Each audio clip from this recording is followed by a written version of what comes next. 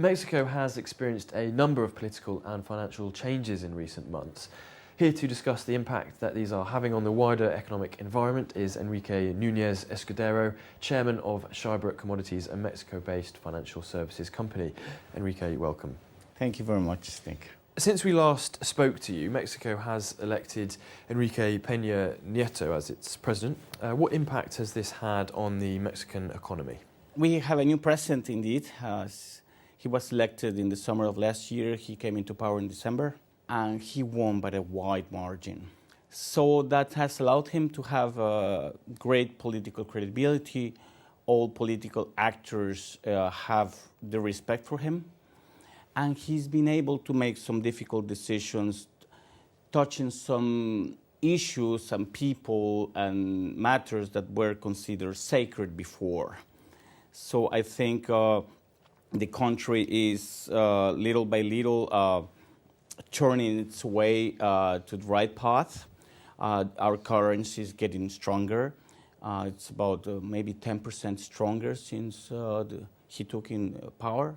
And there is more direct foreign investment coming into Mexico for industrial, to make factories, and for real businesses, non-speculative investment. So I think the country took very well that President Peña Nieto came into power. He has everyone's respect, and I think he finally was able to take the opposition parties and pretty much all the political actors converge into one single direction in the favor of the country. You've mentioned in the past that certain laws need to be reformed, particularly education and labour. Do you think the new president will address these issues? Well, they've already been addressed since last year, since the end of last year, with President Calderón coming in good political terms with President Peña Nieto. The labor reform was approved last year, and this year President Peña Nieto was able to pull every single party to go in the same direction in favor of the country.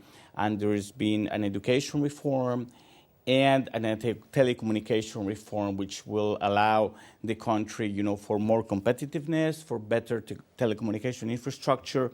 And now we're on the verge of, we're on the way for approval for a tax reform, for an energy reform, for a financial reform, which will allow small and medium-sized entrepreneurs to access credit for longer term and to cheaper rates.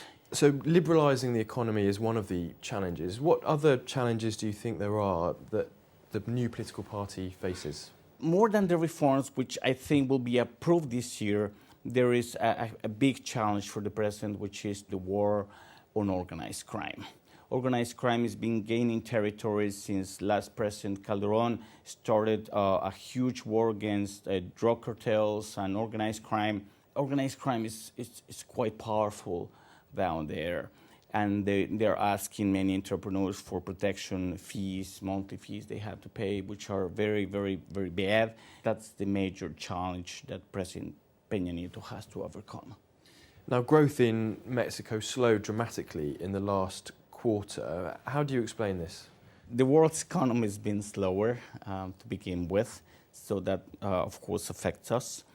But there is also like a technical miscalculation. There is a problem there in the calculation of the first quarter, the GDP for the first quarter, because of the Holy Week for Easter. It has a big impact because it's pretty much that you shut the country down for a couple of weeks. And last year we had it in the second quarter, this year we had it in the first quarter, so that has an impact there. But hopefully with these new reforms that will be approved this year, we'll reach the target that everyone has of 3% of growth in GDP for 2013. So how has Shybrooke Commodities been affected by the change of president and the subsequent reforms in the country? Well, I think we're doing good.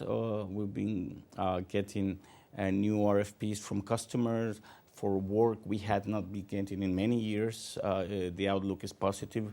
And now that all financial entities will be regulated in Mexico, we as consultants will have more work to do.